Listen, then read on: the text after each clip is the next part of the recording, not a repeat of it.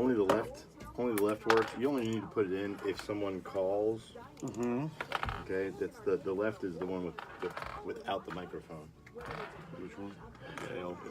Yeah, and whatnot. But it also is helpful if you want to hear yourself. If you want to hear yourself talking on the radio.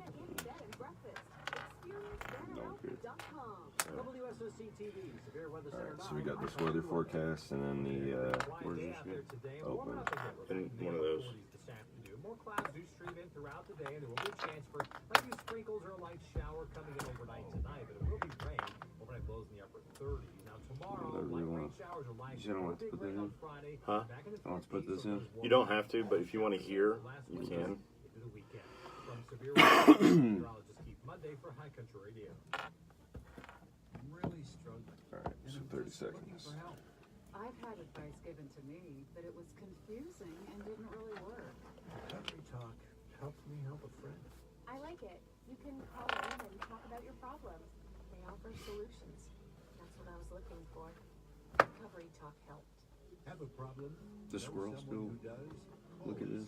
You get all kinds of 5 seconds. yeah. 3, 2. Nope. Good morning. Welcome to Recovery Talk. Hope and help for the hurting. Recovery Talk is a weekly recovery show where we have people come on and share their experience in active addiction and in current recovery. And this show is brought to you by Freedom Auto Tech, which is a local auto shop here in town that exists for the sole purpose of giving people a good work on their vehicles while at the same time becoming a revenue stream for a recovery ministry here in town called Freedom Farm Ministries. So if you are in need of some car repair, your check engine light is on, or there's some rattling, or you need some brakes, give them a call, 828-355-4434. That's 828-355-4434. I hope everybody had a good Thanksgiving. I did. It was pretty low key, but one of the encouragements I did have is that as I was out over the last week, I had quite a few people tell me they missed the show, and I really get I get a lot of Facebook feedback on the show, but these were people that actually said they listened to the show. They saw me out in town and whatnot, so. Really appreciate anybody that is being encouraged by the show, that you're listening right now. You could always give a call to the station and let them know, 828-262-1567. That's 828-262-1567. It's also the number to call if you have a question during our show, if you'd like to ask. You know, we're always open to answer any questions you may have about addiction, recovery, anything currently going on in the news. I try to stay up to date with everything that's going on in the recovery world, because it's pretty much what I do day and night. Anyway, today I have a guest with me, my friend Chris Harris. Chris is he's a proud South Carolinian, but we'll welcome him here today on the show anyway. Chris, say hi to everybody that's listening and watching on Facebook. Good morning. Good morning. So, Chris, I've known you for about how long have been? Close to 2 years? A little over, I'd say. A little over 2 years. Yeah, about 2015, I think. 2015. When I came okay. The first time. Okay, so that's going to be part of the story the first time. We'll get back to that here in a minute. But Chris, tell us about your journey, my friend. All right. Well, my name is Chris Harris, like you said. I'm from Hartsville, South Carolina originally, and I've lived a lot of places in my life, all mostly centered around North Carolina and South Carolina.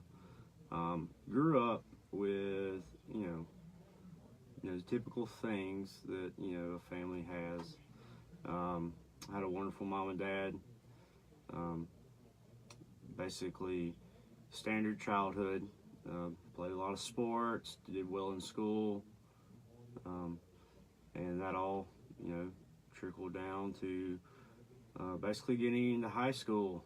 And I started drinking basically when I was about 14, I guess. But before that, though, I guess I should back up a little bit. First time I ever tried a drug, I was going into the 7th grade, and I was at our beach house in Cherry Grove, and it was on the back porch. And my oldest brother,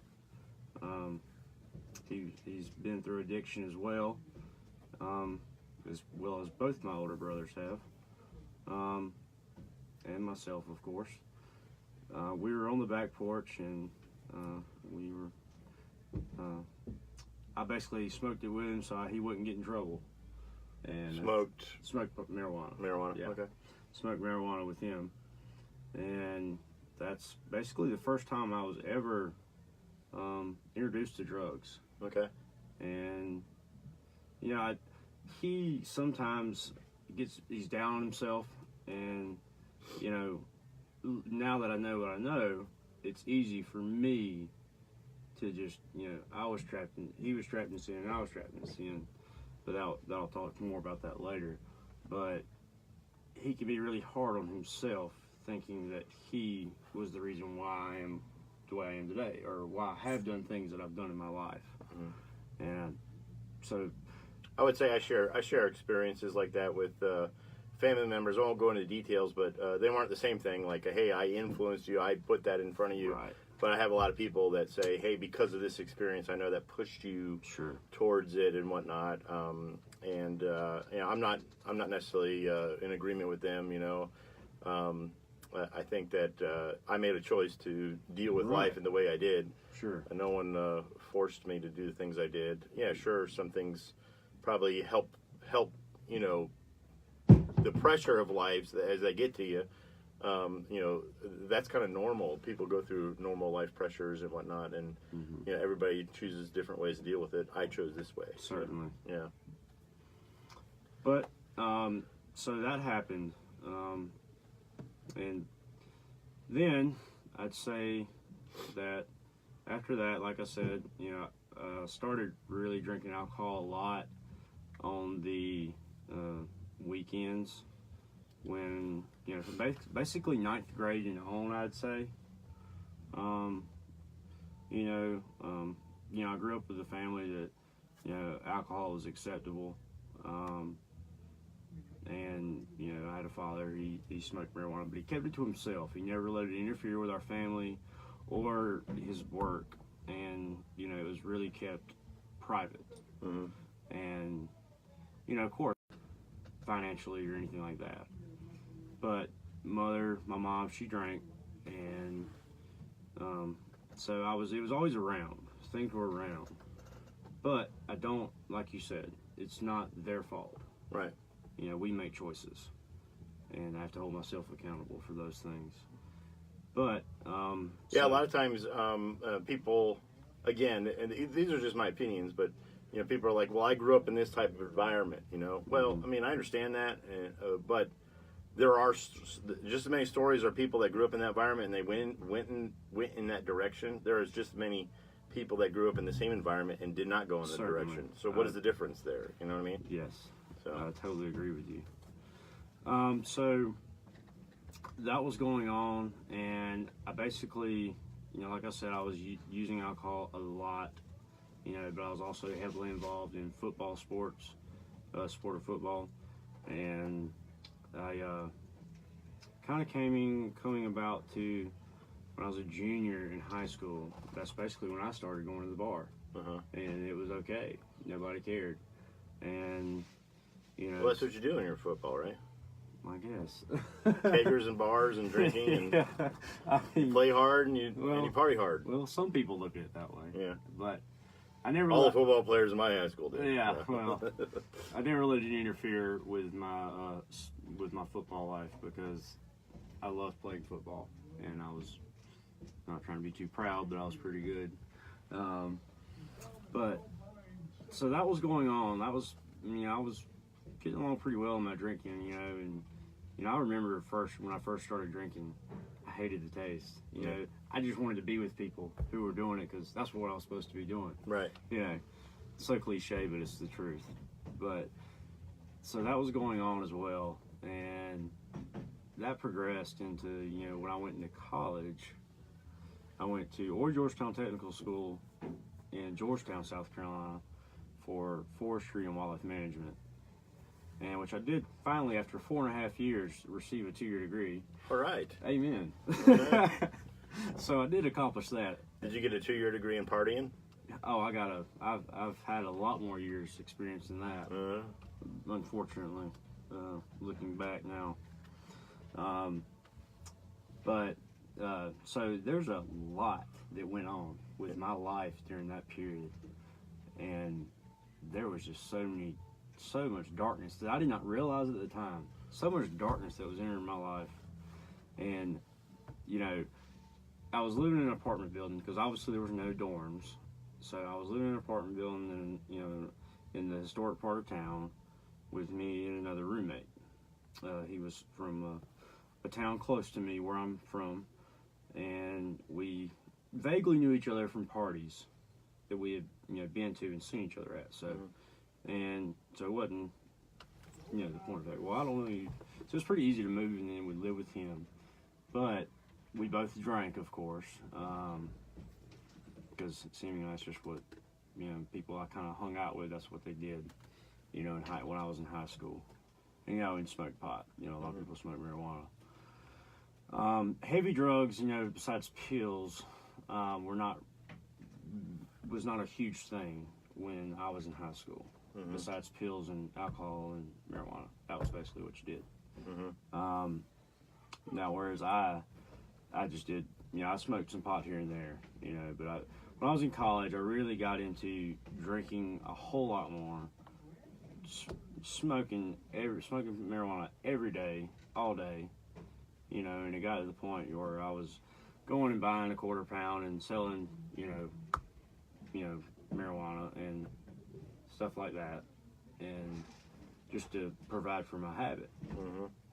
And then came along a friend. Well, I say he was a friend. We hung out a lot, and he was a teacher actually at a school down there. Like a public school. Like a high school or something? Yes, at a public high school, and he was from Ohio originally, but he moved down there after school and got a teaching job because he wanted to move where it was warm, which I understand. Okay. And so we had been drinking and been out because I've had a fake ID since I was probably like 17 for my middle brother. We favor heavily, and so I've been able to go out, and I've never been questioned. I never got turned down once until I was 21. I got arrested twice with a fake ID, South Beach, Miami. It was terrible. Yeah. One time I got tackled by like 6 bodyguards in front of the Clevelander. Yeah. Anyway, that's another story. Right. My mom will listen to later. She had to go down to court with me once I was like 17, and in the Miami courtroom. So anyway, so friend, teacher in Ohio. You're in college. I would say you grew up pretty average middle class, yeah. Beach home. I mean, I would say that's a little privilege, but we're going to pick up that story when we come back from this break, so stay with us. All right, doing great. Just telling the story. Yeah, buddy. Doing fine. When's the next break? How much kind of talking now? How long I got to tell bad? This break is, I think it's a couple minutes. Yeah, this is a 4-minute No, I mean like break. how long before The next one should probably be 9-10 minutes, maybe. So you got like 9-10 minutes of talking. Okay. I just don't know how much to leave out and how much to, because I really focus on The good stuff. well, there's a lot. There's like the last 2 sections are like a 12 and a 12. Oh, okay. So- All right. So focus like you said on. Okay. So I'll try and wrap it up basically maybe in the next one. Or Yeah. maybe into the third. Something like that. You're doing fine. Cool. I mean, how old were you in college? Oh, when I started using 18. 18. Yeah, I started using cocaine because I'm about using cocaine. Is what is getting ready to go into. Right. My friend Paul in Georgia says you're doing great, bro. Relax. I am. You can see. Very relaxed. Thanks. Big Brother's watching. Paul was at those kegers with me in high school, watching the football players. He wasn't a football player. Oh, me. No, I don't think Paul played football. Did you play football, Paul? I don't think so. You'll love the comfort and quality found in a brand new couch, recliner, But from brands like we all, and Von Vac. yeah. Update your aging mattress. We went to a crazy high school, From their mattress gallery. like in an area where there was a lot of kids with a lot of means, a lot of money. Yeah. It was like the Eastern 90210 type Yeah. thing. Yeah, you played. Okay. Yep, I played. So you had kids that like wanted to be gangsters, man. So they had like, they lived in, you know, these. There was polo in our suburban, you know, in our High school. well, that's where like Talking about like the clothing or the actual sport? the actual sport. They played polo. I'm from, you know, we went to high school in Wellington, Florida. Okay. And like the polo circuit came through there. And, like Wow. the money involved in polo is insane. Yeah. Yeah. I don't know how much it is just to have horses. I mean, Yeah. I mean, and these horses Yeah. are nuts. So you had this like this money that lived in, and then you had all these kids that went to high school, and all they were, you know, was, you know, stuff like The Chronic was coming out, and you know, and movies about like suburban gangsters and stuff like that, dude. And all these kids wanted to be drug dealers and stuff, dude. And they were able to like get means to buy like quantities of drugs, and them were some bad kids, man. yeah. All right, we got a minute, so we'll have about just over 9 minutes for this next segment. The Guard offers career training to take advantage of your skills in It's pretty easy. technology, engineering, and math that can help give you a leg up to a high-paying and rewarding. I guess a lot of ways I'm pretty comfortable about doing it because I've just given testimony in the past so much at churches. Yeah. They're pretty big. Plus, I took a public speaking class. Believe it Hey. or not. It Believe it or not. shows. It helps. And Definitely. I'm at a. That was in college. We can thank Miami Vice for Lysol. That's what we can. I grew up during the Miami Vice time. I was young, but that was imprinted on my brain for when I finally reached, high school. All right, we got 10 seconds. And I promise to be out Well, it before wasn't for you, that Bill, 10 but seconds is over. there you go. In 5, 4, 3, 2. Welcome back to Recovery Talk. We're here with our friend Chris. He's sharing his story to give hope and help for the hurting, and we thank you for that, Chris. Freedom Auto Tech is the official sponsor of the show. 828-355-4434. That's 828-355-4434. Freedom Auto Tech is a local shop here in town ready to take care of all your repair needs for your vehicle, and all the proceeds go to help men in recovery. Chris, so you are in college. You're in college way longer than you needed to be. Yes. Okay, but where your story has brought us a daily drinking, smoking pot. What a lot of people would say is it's a lot of people's college story. Sure, Not everybody's, certainly, but yeah. you know, there's a lot of college stories like that. You know, Certainly. but something happened. You've met this teacher, the guy from Ohio, and that's where we left off. Yep. So I met him, and like I said, like I was going into, we drank a lot together. We lived in the same apartment buildings, and he was also in the shared an apartment with other teachers that came from Ohio. So it was like a group of them. It's kind of weird. That was my first kind of. This was the first time, obviously, I'd moved away from home, and so there was a lot of new things. Learning how to do things by myself. Right, sure. Yeah, but we've been drinking and a lot, and we were very drunk, and so unbeknownst to me, I knew, my oldest brother, he had been addicted to cocaine already because he's 5 years older than me. My brothers are 4 and 5 years older than me. My oldest brother, he had already had problems. Bad drug problems at this time in my life. Right. And so I knew what cocaine was. I just never had done it. Right. And this teacher, like I said, he went to my bathroom, or the guest bathroom, I guess you'd say. and you know, he was doing cocaine, and you know, he comes back out and he's like, "Do you want some?" I was like, "What is it?" He was like, "It's cocaine." You know, I was like, "Well, I've never done it before." I said, "But sure, I'll try it." Right. You know, Even though your brother had a lot of problems with it. yes, Yeah. you know, which goes back All to inhibitions are down because you're intoxicated, yeah, and you try it. yeah, sure. You know, why not? Uh-huh. I won't ever get addicted to anything, even though I was already addicted to two things. Right. And now I know a lot more. But so that started a flood of wrong in my life. And because, you know, today I have a deviated septum. Basically, if you don't know, that's basically I have a hole in my nose. In the sinus cavity, basically, you know, from my understanding. And from all the drugs that I have done.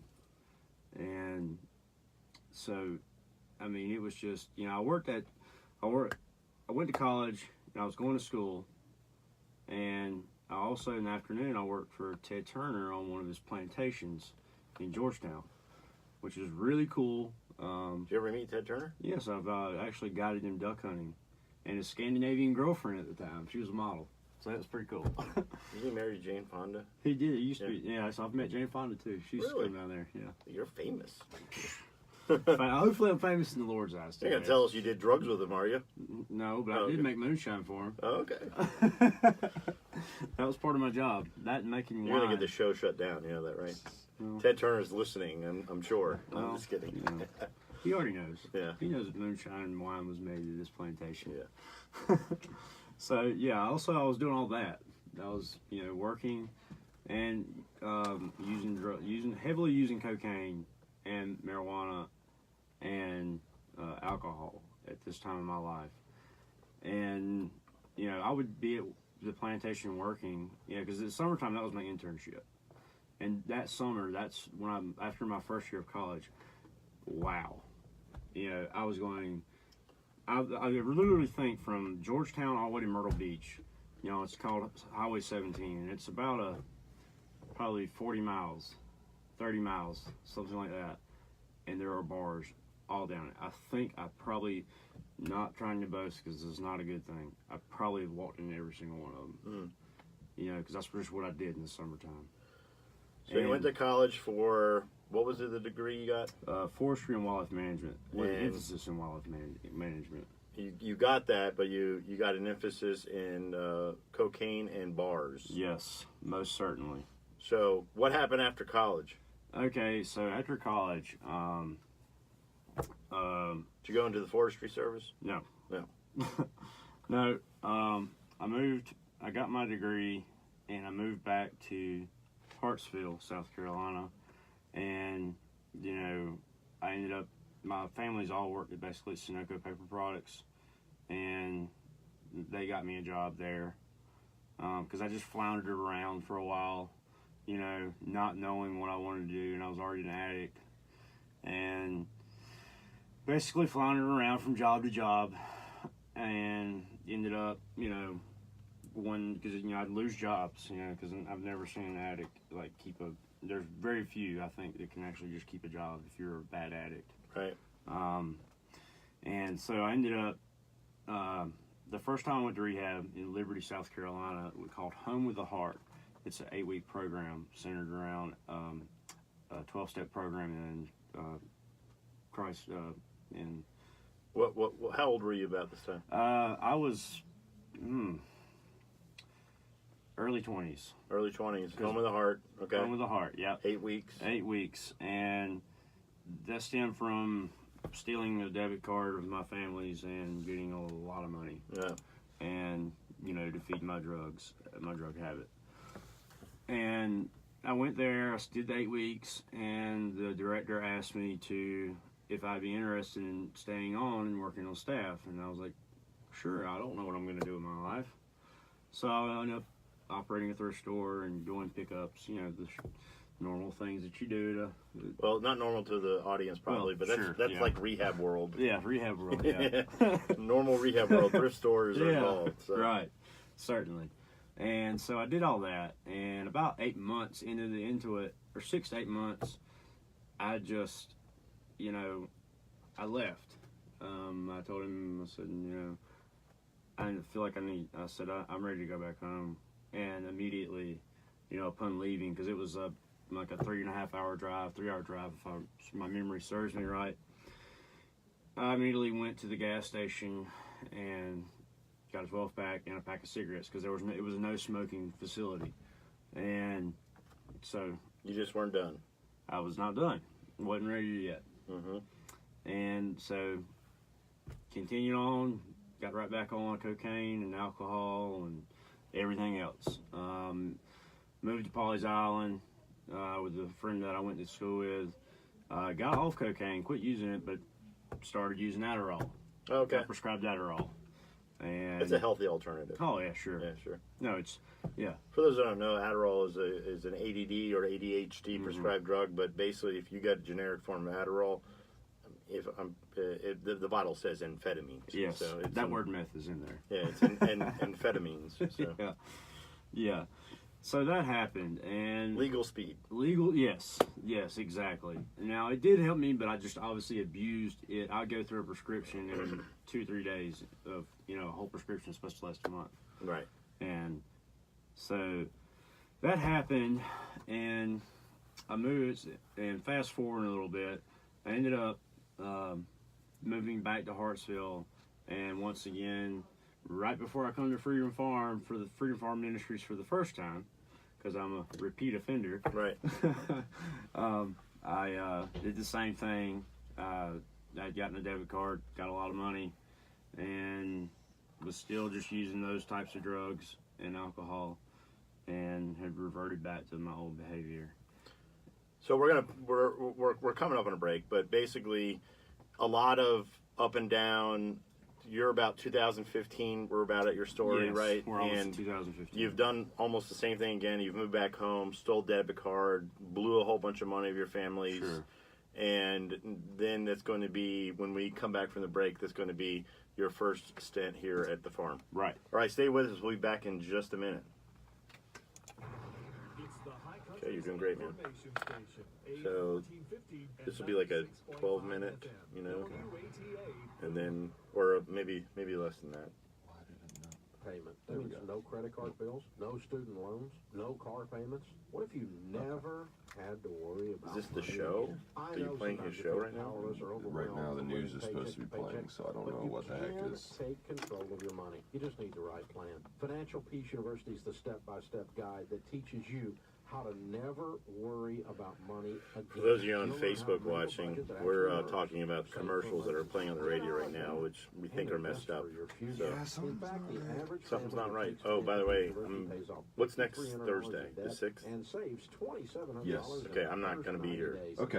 That's an So $8,000 turnaround. I'll announce that too for all the fans.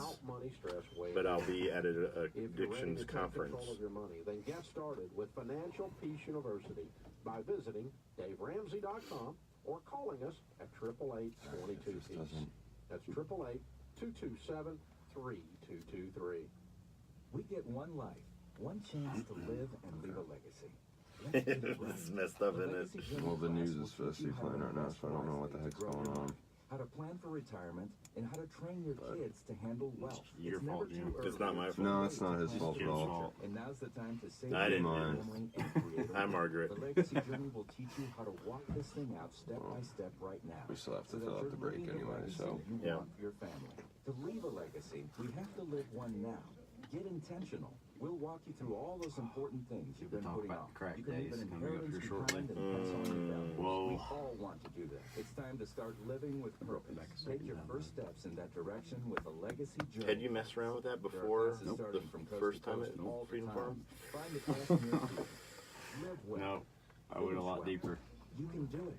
We'll show you how. Yeah. Visit A lot deeper. DaveRamsey.com/legacy. That's when we know it's all over. when you're doing Yeah, that. which is like, oh gosh, what have I done? Yeah. Retirement, but not everyone gets to experience it. I So guess how I need can to you iterate guarantee that, that you'll be I one of did the come lucky to ones? Christ, Well, the first thing time is I've to been get rid of the on the idea Lord, that on the only Lord, lucky people get to I'm saved. retire. Luck has nothing to do with it. I feel like I Reaching should your share that. magic number is tough. and it requires determination and hard work. Baptized It in the also Saluda takes River. connecting with You know where Pretty professionals Place who is? want to help you achieve your You ever heard of it? goals. I It's call these pros It's like basically your an dream team auditorium almost. because But they want to built out help of like you Mount Lumber. reach your It's like dreams. a huge You overlook. can't go on autopilot And when it it's up comes around to your Kings retirement Mountain, saving South and Carolina. planning. It's You beautiful. need to know They what's have in your weddings and stuff portfolio there. and when to make adjustments. Yeah. Smart It's- you Investor should is look it an up. It's easy, beautiful. free way I know the to find Saluda, though. investing It goes professionals through who Columbia, focus too, right? on Yep. you.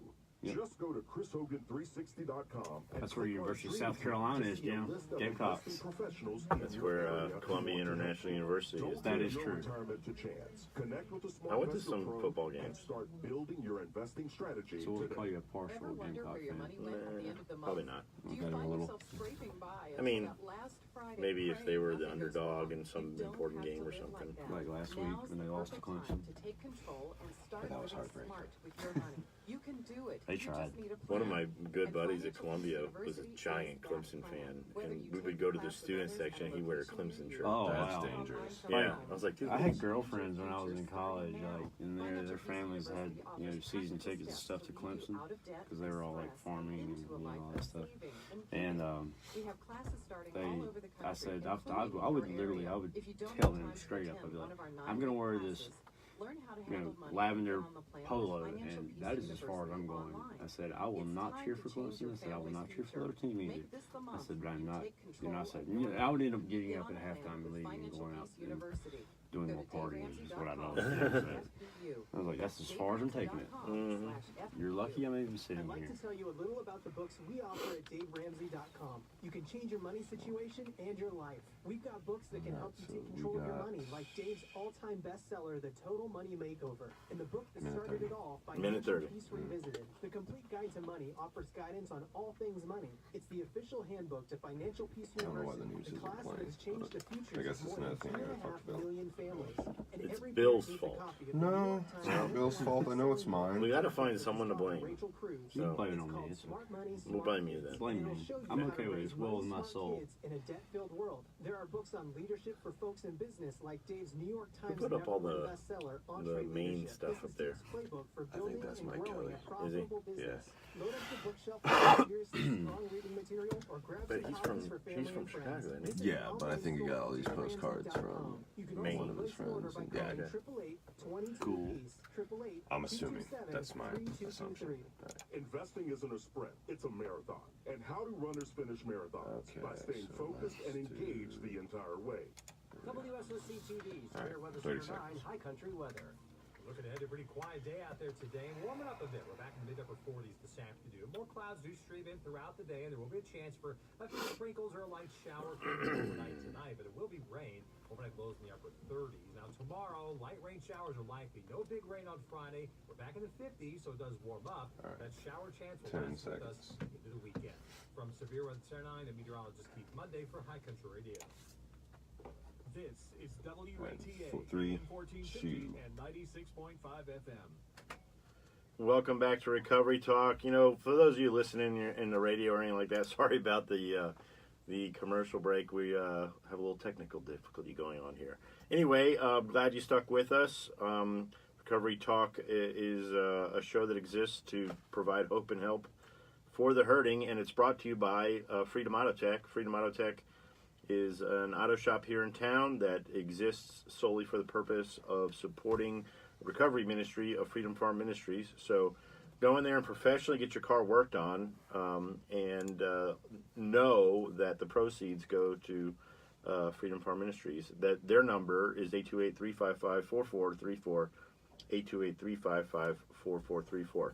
Chris, so 2015, you've committed another act of criminal behavior against Yes. your family. Yes. Which led you one time to a program, and it's done the same thing again. You've stolen a debit card, spent a bunch of your family's money. Yep. That happened before you went to the Home of the Heart. You Yep. told me during the commercial break. Right. You forgot to say something about Home of the Heart. What happened at Home of the Heart? Yes, I forgot to leave out a crucial thing that happened in my life. How I forgot it, I do not know. But what happened at Home of the Heart was I was saved. Okay.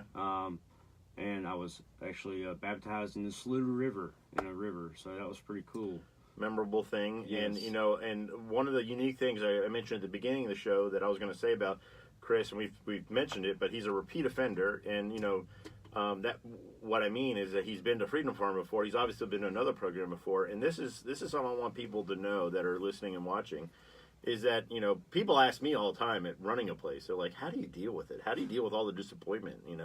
And I say, "Hey, you know what? You never know what seeds are planted, and you never know what's going to happen next." Okay, and you're an example of this. Okay, so in 2015, you came here, right? And tell us a little bit about that. So, 2015, I came to Freedom Farm. I just so happened, and people have asked me, like, I think maybe, I know people that had been in Freedom Farm as staff, they're like, "Well, how did you find Freedom Farm?" I was just on the internet, just looking, and, okay, let's go here. And so that's, I knew I needed a year program, because obviously the 8-week thing, and, didn't work. I was so deep into my addiction that, I already knew at that point in my life that I needed a long-term, program to get myself back, or, because I thought it was all on me still. I thought it was on me and my intuition and my will. Yeah. And that's something, the first time at Freedom Farm, I can honestly say I still held on to that. Yeah. And, and I did a year and 4 months in a year-long program last time I was at Freedom Farm, and had a wonderful experience. So you came here and spent 16 months living with us. Yes. Freedom Farm is a year-long commitment, but we don't kick people out after a year. They can stay longer, which is what you did. Yes. And and while I was in the program, I'd worked for Freedom Farm at the thrift store, doing pickups and deliveries of furniture and whatnot.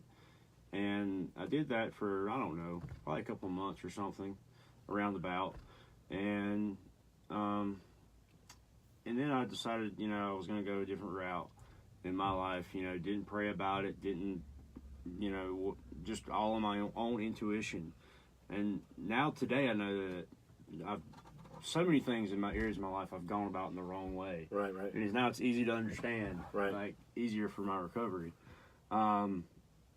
But so I got a job with Wallace Propane and Welding Supply in Boone, and I had a little kind of worries about what was the public going to think. They asked my background, and I tell them, well, I've been an alcoholic, I've been a drug addict, this, that, and the other, and the things that I've done. But at the same time, it gave me an opportunity to share my story, right, and to get out, and be like, hey, there is. Because at the time, it wasn't in front of my face that I was going to be that I was going to fall again. Now I know the reasons why, because there was little disobediences in my life. I just didn't realize that I was already trapped in so much sin. There was basically no turning back. Started doing a lot of compromising. Yes, and that all happened, and I worked there for quite some time. I would say until I left. I don't really remember when I left, because this last time I went out and used a lot of drugs. It has severely affected my memory of time and events. So would it be appropriate to say that, so you were at Freedom Farm, and then you got a little discontent? Yes. And you were like, you know what, I need to fix this discontentment. So you tried to do that. You went out and got the job. You eventually went out and got your own place. I remember when you did that. Yes. You were living right on the edge of town. Yeah. And I think somebody helped you get a vehicle. Was that your vehicle? Yeah, I bought a truck. Bought a truck, and so you started to get all these things, and there's nothing wrong with those things. But the thing is that when you're trying to fix discontentment with those things, then those things become wrong things in your life. Does that make sense? Yes. So you did all that, and you were working, and then next thing you know, you disappeared. So all I know is that you were here, and then you weren't. You didn't even say goodbye. I did not, because I was ashamed. I was ashamed and in denial. And I was already a bad alcoholic again when I was trying to keep a job at Wallace Propane. Yeah, so that's basically why I left. All of a sudden, because I was going to basically be fired. They'd already told me, if you come again and smell like alcohol, we love you, but because they love me like their own son. Yeah. But we're going to have to let you go, Chris. So this is something I think that it's really important for people to understand that you know, a lot of times like, oh, my loved one that had some sobriety time, they relapsed at this day, right? This relapse doesn't happen that day. No. You already gave us a little insight on it. Yeah. It happens with little teeny compromises here and there. You know, it's like one day, you know, you shouldn't be doing this, but you do this anyway, Right. and you make justification for it, and you start to. This is what in addiction circles, like 12-step groups, they'll call your stinking thinking or your old thinking or addict thinking. You know, they always say that. It's just, you know, it's just human nature. You know, it's like we are very self-centered, selfish people. You know, we're constantly concerned about ourselves. So, you know, you were thinking about you and you're thinking about me. what about my life and Chris, and what do I not have? What do I think I need? You know, and this one, you're not talking to anybody, right? You're not inviting anybody into those conversations. Right. You're just I in it yourself. had shut everybody out. You did. I had shut everybody out, and you well know that. You did. And you know, when you do that as a person, you know that they know that you're in a bad spot. There's no hiding it. You know, you might think you're hiding it, but that's just your mind playing tricks on you. Then it compounds the problem because you know you're like, these people know, so then you don't even want to talk to them. You don't want to be around them because you were still showing up. I'd see you at church every once in a while. Yeah, and then it'd be like, hey, trying to keep a face. Yeah, and then trying to keep a face. Yeah, making appearances. Yep. So yeah, but anyway. So you took off from Boone, went back to Hartsville. Went back to Hartsville. And what happened? Woo! Wow, what did happen? So I went back to Hartsville. You got a good job, and your life progressed from there, right? Oh, it was all rainbows and unicorns, as you like to say. Yeah. So I went back to Hartsville. I got a job with a propane company in town. You know, obviously I started back. I never used drugs when I was in Boone. And still haven't, obviously. But Chris, just want to tell you that alcohol is a drug. So. Well, yeah, I know, right? Yeah, it is. It's just as bad. Sorry. All right, that's right. Yeah. But so, yeah, you just threw me off. Sorry. Gosh, thanks, Jim. So you went back to Hartsville. Yeah, thanks. Drinking. And I went right back into doing cocaine. And then I started, you know, and I was like, well, okay, what's this crack about? Ugh. Yeah, that word.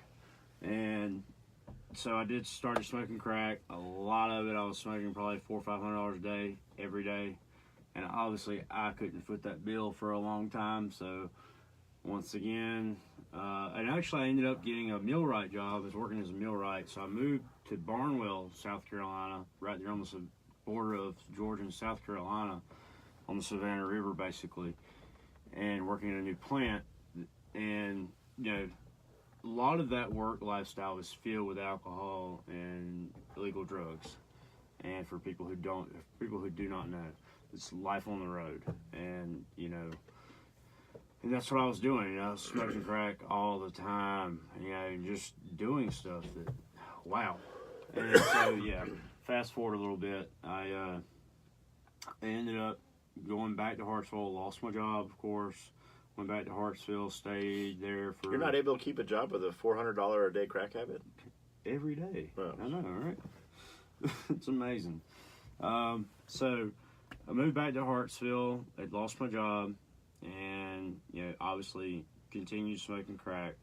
And, you know, and also I was smoking meth and sniffing meth and doing all that. I was doing whatever drug. The only drug I probably haven't done, I think, is heroin, to my knowledge.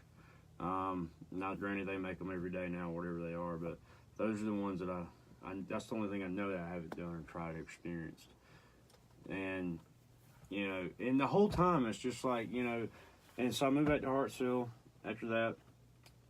Once again, stealing from my family. I mean, I stole thousands of dollars, and I knew I was going back to rehab. I knew it. Well, let's stop the story there because we got a break coming up. But basically, we can say that in Hartsville, South Carolina, again, you have found a new low in your life. Yes. Just when you think it couldn't get any lower, it gets awful. It gets awful. And you've stolen again, and you're facing rehab again. Yes. So when we come back for break, that's when we'll pick up the story. Stay with us. Freedom Auto Tech is your vehicle's one-stop shop where they Not good or the better. Huh? I was going to talk about that later. Yeah. Well, this is the final stretch, my friend. Okay. So. Yeah, it's a 2-minute break, so. Freedom Farm Ministries profits at Freedom Auto Tech help men escape the bondage of drug and alcohol Michelle addiction. Ray Dixon. Currently offering brake and air It's Michael. specials. Pastor Dixon. Located at 24 Oh. Highway Hello. 421 North. You can call 355-4434 to schedule. FreedomAutoTech.com. He wrote that book, Casting Down Idols. It's passed around Freedom Farm. Okay. He was here on the show once. Why should somebody come to see you first? When I first got into this industry, I worked for a couple of the large nationwide chains. I was trained in all these sales techniques, this, high pressure tactics. the show to make again? people No, this is purchase hearing aids who didn't want this is to. one of our That was the commercials. thing I Okay. hated the most. And You did get me that my was oh one no, of the not driving again. factors to make me want to open up my own practice was just to The final stretch, my friend. The final stretch. You got to bring us home. Okay. make an informed decision. Oh, because I'm basically at the point now where I'm moving back to Freedom. But you still got like 12 minutes. So, you know. Oh, well, I plan on telling why it is what I do now, and how much has changed for me, how much this time compared to the last time is just totally different. It's unbelievable. You know, I don't know what happened. It's just something happened, and I can't. You know, I know what it is, but it's not me. You got 25 seconds. What I actually thought was that I was going to do this ad and my phone was going to ring off the hook, and that didn't really happen. What happened though was when people came in my office, they would say, "Oh, you're the guy on the radio." What we have found is that just consistently 10 doing it year after year, that's what has brought the results. I mean, it is the 5, consistency, and that's 4, what has been good 3, for us. And we're having 2. the best year we've had in many, many years. Welcome back to Freedom. I'm going to say Freedom Auto Tech. Sorry. Recovery Talk, Hope and Help for the Hurting, brought to you by Freedom Auto Tech. Freedom Auto Tech is, you just heard a commercial if you're listening on the radio, but we are a local shop in town that all the proceeds go to help men in recovery. 828-355-4434. That's 828-355-4434. Chris, bring us home with your story, my friend. We're in the Amen. final stretch. Alrighty. So you're in Hartsville, the worst low you could possibly get, Yes. and tell us what happens next. Okay, so I know that I'm going back to rehab. I actually am confronted with either you're going to go to jail or basically you're going to have to go back to rehab, which I was already planning on going back to rehab anyway. But that was one or two options. And, you know, I'd already was focused on going to rehab. So is this your family gave you this option? Well, the cops were called and they were at my house. Yeah, because I was obviously living with my family at the time. Yeah. And they were there. And, you know, so it was like basically that was the option. And I hear you. So that's the way that went. Even though I was already going to go, I just had kept doing those things of stealing money. So that happened, and I just said, I was originally wanting to go like somewhere out west or Wyoming, and then, you know, I don't know, I just couldn't find the right fit, I felt like. I said, well, let's go back to Freedom Farm, Chris. Well, you've always had this identity crisis of North and South Carolina, so you probably have, you know. I know. Yeah. Which Carolina? I'm okay with living in the mountains for once in my life. I'm okay with it, and I have no problems with it.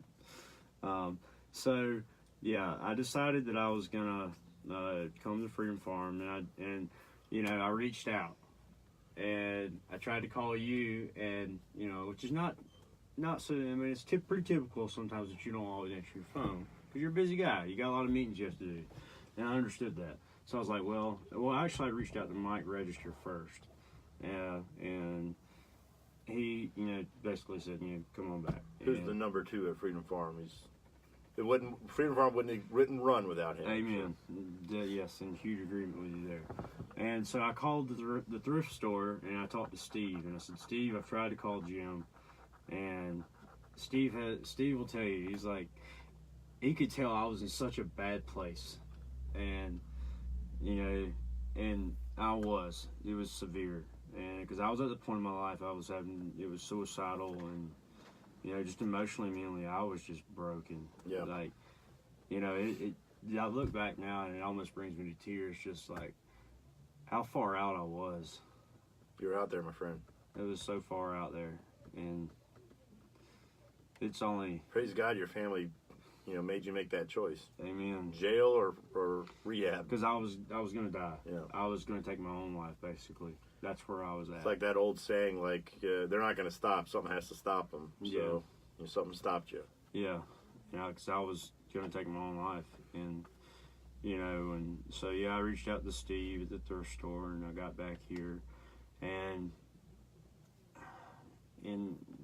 I was, I drank the whole way here. I smoked crack in the morning. I was up coming here. But you, Jim, you were in contact with me, and I couldn't really talk to you on the phone the night before, and then you called me that morning. I was supposed to be leaving, and you're like, "You on the way? Where you at? Have you left yet?" And it was like 8 o'clock in the morning. I was like, "Gosh, he's up early." I was worried about you. Yeah, I could tell. Obviously, I could tell that you guys knew that I was in a really bad place, and and it's humbling, just to see children of God working together, for just me, seeing their faith lived out to help others, reaching out.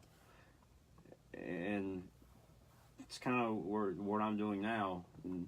But, I went through, there's 3 phases of the program. I think most of the people who listen week in and week out, they probably know what Freedom Farm is.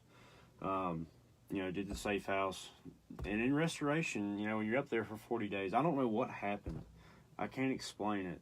I didn't have some aha moment with Christ or coming to Christ again. But I always remember this. When I was at the safe house, James Hester, he, I was struggling with, how do I come back to God? He's like, because I would go and talk to him in his office, and because he's so knowledgeable about stuff, about Christianity and whatnot and recovery. And I said, James, he's like, Chris, well, your relationship never went anywhere. He said, it's right here. He's waiting on you. Yeah. And I just a weight lifted off me. And I felt like for the first time in my life, I had surrendered everything. I just gave up. And I remember being in that porch room out there on the deck. That's where I was at because I was cooking also. That was my room when I was cooking. And me and Brad Skinner were out there. And that's where we still live together now. But I just was explaining to him, and I was sitting over the edge of my bed, and I just started bawling, crying. And it just overwhelmingly knowing that I cannot do this. I can't do this anymore. I can't do it alone. So you finally gave up. I gave it up. And how humbling it is to, and then just going through restoration and fully knowing that I feel like I know the love of Jesus, how much love he has for us, and what that got me through, and how that transitions into my life today. And doing, I'm support staff for Freedom Farm, and I'm at the safe house with guys that come in, and it's amazing that I'm able to do what I do, but it's not me. I have to give up my self-will every day, because my self-will wanted to take me back into Boone and get my old job, get all this worldly stuff. That's what my flesh wanted to do when I was at restoration. I struggled with it for a couple weeks, and all of a sudden, I just broke down and submitted to the Spirit of God, to the Holy Spirit, and just said, okay, I need to stay out here in Creston. Because the whole time I was like, I'm not working for the ministry again. I'm not going to do it. And guess what? You're working for the ministry. I'm working for the ministry. So for those listening and watching, so guys that go through, there's a 3-phase program. Phase 1 and 2 take about 4 months to get through. Sometimes it's a little shorter, sometimes a little longer. But then there's an 8-month period of time where they're spent in the 3rd phase where you get a job. Right. So some guys in the program end up becoming, during that 3rd phase period, a support staff. So they get a very small stipend, pocket money, and their rent gets taken care of here, and they help out as supporting salaried staff people like me and Mike and James and guys that have worked here for years. So anyway, that's the position you decided to take. Yes. And you are living at phase 1. Yep. And kind of encouraging guys that are coming in. Yes. And throughout the day, you do all kinds of stuff. You were doing some flooring yesterday. Yes. The last couple days. Yes, last few days, actually. Yeah. And I heard it was a good job. Yes. I saw it. Yeah, it was actually. I've got pictures. Yeah, you guys did great. Yeah. So, and it's just the point of the fact, I guess, now of living out my faith, and and not worried about who's seeing it or anything like that. It's just strictly just trying to live out my faith in front of others, and in a way that is lines up with what the Word of God says. And I can only attest what's happened to me to God, and it's not me. And seeing, and like, I had a span of growth at Restoration that I didn't even realize was going on in that second phase of Freedom Farm. I didn't even know what was happening. I didn't see it, but others could. And they're like, what happened to you? Like, you don't get mad anymore. You're not angry. You don't blow up. You were being restored. It was unreal. Hence the name Restoration. Hello. But, yeah, so it was just unreal, and seeing all this stuff, and now being back out there at the safe house, and being with guys who are coming in, like I walked in that door twice now, and seeing them come in, and knowing how it is. Yep. And just being there to just show them Christ's love, and be there for them. Because you've experienced it. I've experienced it. And you want to give it back to the next guy. Yes, and it's not about me. It's not about the money. It's just fully giving up myself, being dead to me. Because it's not about me anymore.